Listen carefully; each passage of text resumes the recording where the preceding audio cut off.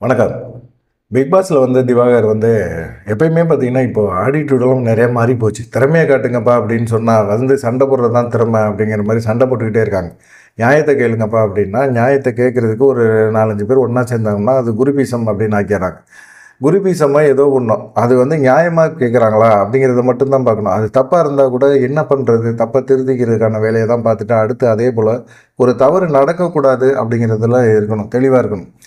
விக்ரம் என்ன செஞ்சாரு அப்படின்னா, யார் அவன்? யார் அந்த பையன்? அப்படிங்கிற ஒரு லிஸ்ட்ல அவர் சும்மா அவருக்கு பேமெண்ட் குடுத்து மட்டும் அனுப்பிடலாம். சம்பளம் குடுக்க வேணாம். பஸ் ஃபேர் மட்டும் குடுத்து அனுப்பிச்சு விட்டா போதும் அப்படின்னு சொல்லக்கூடிய நபர்கள் 2 பேர சொல்லுங்க அப்படின்னு சொன்னம்போது, அவர் சொல்ல தயங்குனது சொன்னது திவாகர சொன்னாரு. சொல்லிட்டு ஒரு ஸ்ட்ராங்கா அவர்னால சொல்ல முடியல அப்படின்னோன பிக் பாஸ் கூப்பிட்டுட்டு, "நீங்க அந்த சீட்ட அங்கன வச்சுருங்க" அப்படின்னு சொல்லிட்டு சொல்லிட்டாரு. அப்புறம் எஃப்ஜே பேசும்போது திவாகர தான் மென்ஷன் பண்ணாரு. திவாகர், கலையரசன் இவங்களெல்லாம் நீங்க வெளியேத்தலாம். ஒண்ணும் சம்பளம் குடுக்க வேண்டிய அவசியம் இல்ல. பஸ் ஃபேர் மட்டும் குடுத்து விட்டா அனுப்பிச்சு விடுங்க போதும். அப்படிங்கிற மாரியே அவர் தெளிவா சொன்னோனே, பயங்கரமான ஒரு டென்ஷன்ல இருந்தாரு திவாகர். அவரு தர்பூஸுக்கு என்ன கோவம்னா, நம்மள இப்படியே பண்ணிக்கிட்டே இருக்கானுங்க. தொடர்ந்து டார்ச்சர் குடுக்குறானுங்க அப்படிங்கிற ஒரு எண்ணம் மட்டும் அவர் மைண்ட்ல ஓடிக்கிட்டே இருக்கு. அதுக்கு என்ன பண்றதுன்னே தெரியல. சந்தர்ப்பம் கிடைக்கும் போதெல்லாம் அத பயன்படுத்துறாரு. ஏற்கனவே கானா வினோத் மேல அவர் அப்படிதான் செஞ்சாரு. அப்புறமா கானா வினோத் அவர்ட்டருந்து விலகிட்டார். விலகிட்டாருன்னா, வேணாம் எதுக்கு அக்கப்போர் இந்த மனுஷன் தேவையில்லாம நம்ம எது பண்ணாலுமே அவருடைய புகழ சார்ந்து நம்ம புகழ் அடையணும்னு விரும்புறோம் அப்படிங்கிற மாரி அவர் பேசுறாரு. அது இல்லாம பார்த்தீங்கன்னா, அவருக்கு இந்த விநாயகா கூட அப்படிதான் பேசுது. நம்ம 20 வருஷமா கானா பாடிக்கிட்டு இருக்கோம். மக்கள் மத்தியில செல்வாக்கா தான் இருக்கிறோம். ஒரு குறிப்பிட்ட ஏரியால மட்டும் தான் நம்மளுடைய செல்வாக்கு இருந்தது. ஆனா பிக் பாஸ்க்கு வந்த பிறகு உலகம் ஃபுல்லா கானா வினோத் அப்படிங்கிற ஒரு விஷயம் எல்லாத்துக்கும் தெரியும் அப்படிங்கிற ஒரு எண்ணத்துல தான் அவர் பேசிட்டு இருக்காரு. இவர் பண்றது திவாகர் பண்றது, தர்பூசு பண்றது இதெல்லாம் ஒரு நடிப்பு அப்படின்லாம் கிடையாது. நான் நடிக்கிறேன், நடிப்பு என் ரத்தத்துல ஊறி போன ஒரு விஷயம். என் நடிப்பை நீங்க தடுத்தீங்கன்னா, யாரா இருந்தாலும் நான் கொலை பண்ணிருவேன் அப்படிங்கிற அளவுக்கு தர்பூஸ் பேசுறதெல்லாம் கொஞ்சம் ஓவர் பில்டப். அவர் நடிக்கிறது நடிப்பு கிடையாது அப்படிங்கிறது அவருக்கு புரியல. அங்க இருக்கிறவங்கலாம் நடிச்சு காட்டுறாங்க. ஒவ்வொரு சீனா நடிக்கிறாங்க, ஒவ்வொரு விஷயங்களா பண்றாங்க. பண்ற அந்த விஷயங்கள் எதையுமே பார்த்தீங்கன்னா, திவாகர்னால பண்ணவே முடியாது. தெரியும் அவருக்கே. ஆனா, அவர் மைண்ட் ஏத்துக்க மாட்டேங்குது. நீ தான் மிகப்பெரிய நடிகன். நீ தான் உலகத்திலேயே இயல்பா நடிக்கக்கூடிய நடிகர்ல நீ தான். அதுவும் சிங்கிள் டேக் நடிகர் நீ தான். அப்படிங்கிற மாரி ஒரு எண்ணம் அவர் மைண்டுக்குள்ள இருக்கு. அத எடுக்கவே முடியாது. ரொம்ப ஆழமா உள்ள போயிருச்சு. அது இன்னுமே திருந்துறது எதுக்குமே வாய்ப்பில்ல. பிக் பாஸ் அவருடைய நடத்தை விதிகள் எப்படி இருக்குன்னு பார்த்துக்கங்க அப்படின்னு சொல்லி ஒரு இதில கொண்டு போயிட்டானுங்க. இத தாண்டி வெளிய போனா பிக் பாஸ்க்குள்ள போயிட்டு நமக்கு ஏதாவது பொண்ணு கிடைக்கும். பிக் பாஸ் மூலமா பிரபலம் ஆயிரலாம். ஆன பிறகு பார்த்தீங்கன்னா, நமக்கு மிகப்பெரிய அளவுல பெண்கள் கிடைக்கும், கல்யாணம் நடக்கும் அப்படிங்கிற ஒரு எண்ணத்துல வந்தாரு. இதில வச்சு செஞ்சு விட்டு வாழ்நாள் ஃபுல்லா உனக்கு கல்யாணமே நடக்காதுடா அப்படிங்கிற மாரி கொண்டு போயிட்டாங்க. இவருக்கு பிக் பாஸ்ல திவாகருக்கு என்ன கோவம்னா, எல்லாத்துட்டயும் அவர் சொல்றது என்னன்னா, திவாகர் சொல்றத பொதுமக்கள் கேட்பாங்க அப்படிங்கிற ஒரு எண்ணம் அவர் மைண்ட்ல இருக்கு. இப்ப என்ன சொன்னார்னா, கானா வினோத் இந்த வாரம் நாமினேஷன்ல இருக்கான். மக்களே நீங்க அவன் இந்த பிக் பாஸ் வீட்டுக்குள்ள இருக்கிறதுக்கு தகுதியில்லாத நபர் அப்படின்னு சொல்லி கேமராவ பார்த்து பேசும்போது, திவாகருக்கு எந்த தகுதியும் இல்ல அப்படிங்கிறது தெரிஞ்சு போச்சு. திவாகர நாமினேஷன்ல கொண்டு வாங்க. நாங்க வெளிய அனுப்பிச்சு விட்றோம்.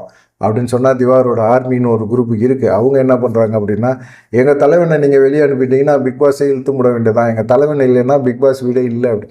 உங்க தலைவன் இருக்கிறனால தான் மென்டல் டார்ச்சர் அதிகமா இருக்கு. வேற கேமே விளையாட முடியாது. இனிமே பிக் பாஸ் இந்த வாரத்துல சொல்லிட்டாரு. இனிமே மனமும் உடம்பும் சரியா இருக்கிறவங்க மட்டும் தான் செயல்பட முடியும். இல்ல அப்படின்னா உங்களால செயல்பட முடியாது அப்படின்னு நீங்க நினைச்சீங்க அப்படின்னா உட்காந்துருங்க.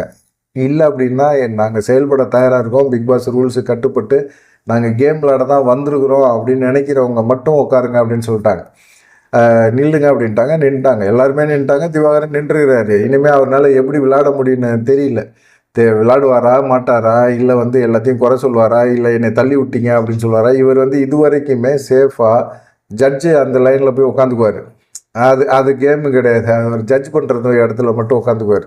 நான் சைக்காலஜி படிச்சிருக்கேனாப்பா, அதனால எனக்கு யார் என்ன நினைக்கிறா, என்ன பேசுகிறா அப்படிங்கிறது தெரியும்ப்பா அப்படிங்கிற மாதிரிலாம் பேசுவார். அவர் என்னவோ பேசிட்டு போகிறாரு, நமக்கு என்ன இருக்குது அப்படிங்கிற மாதிரி எண்ணத்தில் விட்டுட்டு, அதுக்கப்புறமா பார்த்தீங்கன்னா, இப்போது விக்ரமுக்கும் திவாகருக்கும் நேற்று இதாகிடுச்சு. இப்போ விக்ரம் ஒரு சொன்னார், "ஏன்னா உன்னை பார்த்து நான் பயந்தெல்லாம் போகலண்ணே, பயப்பட வேண்டிய அளவுக்கு நீ என்னண்ணே மிருகமாண்ணே, நீ சிங்கம் புலியாண்ணே, உன்னை பார்த்து நான் ஏனே பயப்படணும், நான் ஒதுங்கி போகிறேண்ணே, அவ்வளோதானே. நீ தேவையில்லாமல் பிரச்சனை பஞ்சாயத்து இதெல்லாம் பேசாத. நேரடியாக நான் பேசக்கூடிய ஆள். டக்குன்னு உனக்கு பிடிக்கலன்னா நேரடியாக பேசுவேன், நேரடியாக இது பண்ணுவேன். தேவையில்லாத சவுண்டுக்கு, தேவையில்லாத பேச்சுக்கு இதுக்கெல்லாம் வந்து நான் இடம் கொடுக்கணும்னு அவசியம் கிடையாது. என்னை பற்றி பேசுகிறவங்க, விமர்சனம் பண்ணுறவங்கள நான் பெருசாக கன்சிடர் பண்ணுறதே கிடையாதுண்ணே. நீங்கள் என்ன சொல்லணுமோ என்னை பற்றி சொல்லிக்கங்க, அதை பற்றிலாம் நான் கவலைப்படலை அப்படின்னு சொல்லுவேன். நீ நாமினேஷனில் ஒரு ட்ரிப்பு கூட வரல, நாமினேஷன் மக்களை போய் நீ சந்திக்கல, நான் சந்திச்சேன்ல, அது என்னண்ணே எனக்கு கிடைச்சா தானே நான் போக முடியும். நான் யார்கிட்டயாவது போய் நாமினேஷன் ஃப்ரீ பாஸ் எனக்கு கொடுங்க அப்படின்னு நான் கேட்டுக்கிட்டு இருக்கேனா, கெஞ்சிக்கிட்டு இருக்கேனா? இல்லை அவங்களா கொடுக்குறாங்க, நான் என்ன பண்ண முடியும்? அவங்க கொடுக்குறத வாங்கிக்கிறேன், அவ்வளோதான்.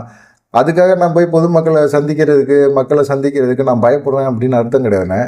நான் சந்திக்க தயாராக தான் இருக்கிறேன், சந்திப்பேன். கண்டிப்பாக சந்திக்கும் போது நாமினேஷனில் நீங்கள் என் பேரை குத்துங்க, ஒன்றும் பிரச்சனை கிடையாது. என்னை குத்துங்க, மக்களை சந்திக்கிறதுக்கு நான் தயாராக இருக்கேன். மக்கள் வந்து எனக்கு ஓட்டு போடுறாங்களா இல்லையாங்கிறது அப்புறம் தெரியும். ஒருவேளை ஓட்டு போடலைன்னா நான் வெளியே போக கூட தயாராக இருக்கேன். இல்லை நீ என்ன நானும் சந்திப்போம், மக்களை சந்திப்போம், யாருக்கு அதிக ஓட்டு வருதுன்னு பார்ப்போம் அப்படின்னு திவாகர் வந்து இங்கே தற்பெருமை பேசுகிறாருல, மக்களோட செல்வாக்கு அவருக்கு இருக்குன்னு நினைக்கிறாருல, இது ரொம்ப ரொம்ப ரொம்ப ரொம்ப தப்பான ஒரு ஆட்டிடியூட் அப்படிங்கிறது தெளிவாக தெரியுது. விக்கல் விக்ரமன் இன்னுமே அங்கே பேசினோம்னா நமக்கு மரியாதை இருக்காதுடா அப்படின்னு சொல்லிட்டு அவர் மனுஷன் கிளம்பிட்டார். இந்த மாதிரி சம்பவங்கள் தான் நிறைய நடக்குது. நேற்று பார்த்து நாமினேஷன் ஃப்ரீ பாஸு, அதில் வந்து 2 பேரை செலக்ட் பண்ணணும், யார் நல்லா இது பண்ணியிருக்கா அப்படின்னு சொல்லி கதை சொன்னதில்ல. அதில் பார்த்தீங்கன்னா ஒருத்தங்க வந்து கனி, இன்னொருத்தன் கலையரசன், 2 பேருக்குமே வந்து நாமினேஷன் ஃப்ரீ பாஸ் கிடச்சிருச்சு. ஆனால் இந்த வாரம் கலையரசன் வந்து எலிமினேட் ஆகிடுவான். கலையரசன் போகும்போது நாமினேஷன் ஃப்ரீ பாஸை வந்து யாருக்காவது ஒருத்தவங்களுக்கு சேஞ்ச் பண்ணணும். இல்லை கலை போயிட்டாப்புல அப்படின்னா ஒரே ஒரு ஆள் கனி மட்டுக்கும் தான் நாமினேஷன் ஃப்ரீ பாஸில் தொடருவாங்க. உடனே பார்வதி வந்து நக்கலாக கையை கொடுத்து, அக்கா இது எப்படிக்கா நீ தொடர்ந்து 5 வாரமாக 4 வாரமாக நாமினேஷன் ஃப்ரீலேயே போயிட்டுருக்குற அப்படிங்கிற மாதிரி கையை கொடுக்குது. அது அப்படி தான், யாராக இருந்தாலும் கனியை தேர்வு பண்ணிடுவாங்க அப்படிங்கிற ஒரு நம்பிக்கை அவங்களுக்கு இருந்துக்கிட்டே இருக்குது. இந்த மாதிரி சின்ன சின்ன சம்பவங்கள் தான் ஓடி இருக்கு.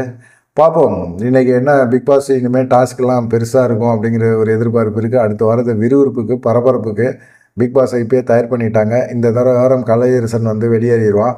அப்படி வெளியேறும்போது பார்த்திங்கன்னா அவனுடைய நாமினேஷன் ஃப்ரீ பாஸை வச்சு என்ன செய்ய போகிறான், இல்லை பிக் பாஸ் என்ன செய்ய போகிறாங்க, இல்லை வந்து கலையரசன் வெளியேறிட்டதுனால அந்த பிக் பாஸை வந்து அந்த நாமினேஷன் ஃப்ரீ பாஸை உனக்கு பிடிச்சவங்களை கொடுத்துட்டு போப்பா அப்படிங்கிற மாதிரி சொல்லுவாங்க அப்படின்னு சொல்லி எதிர்பார்க்குறாங்க. ஆனால் இந்த வாரம் கண்டிப்பாக திவாகர் வந்து இதில் வருவார், நாமினேஷனில் வருவார். கண்டிப்பாக பார்த்து மக்களே, நம்மளும் திவாகர் சொல்கிற மாதிரியே கேமரா முன்னாடி சொல்லுவோம், மக்களே நீங்களும் பார்த்து தரமாக ஏதாவது ஒரு சம்பவத்தை பண்ணி விடுங்க திவாகருக்கு. ஏன்னு கேட்டிங்கன்னா ரொம்ப இது இருக்கலாம், நம்பிக்கை இருக்கலாம், ஆணவம் இருக்கக்கூடாது, ரொம்ப திமிரு இருக்கக்கூடாது. ரொம்ப திமிரு ஆணவம், பிக் பாஸ் வீட்டுக்குள்ளேயே நான் தான் வந்து பாப்புலரான ஒரு மனுஷன், இந்த பிக் பாஸ் வீட்டுக்குள்ளே வந்திருக்கிறேன், எனக்கான செல்வாக்கு அதிகமாக இருக்குது, பிக் பாஸை விட அதிகமாக இருக்குது அப்படிங்கிற ஒரு எண்ணம் அவர் மைண்டுக்குள்ளே இருக்குது. அதெல்லாம் நீங்கள் வெளியேற்றணும், அவரை குணப்படுத்தணும் அப்படின்னு ஒரு நம்பிக்கை உங்களுக்கு இருந்துச்சு அப்படின்னா அவர் தொடர்ந்து பிக் பாஸ் வீட்டுக்குள்ளே இல்லாமல் இருக்கிறது ரொம்ப ரொம்ப நல்லது. அவருக்கு மட்டும் இல்லை, பிக் பாஸில் இருக்க போட்டியாளர்களுக்கும்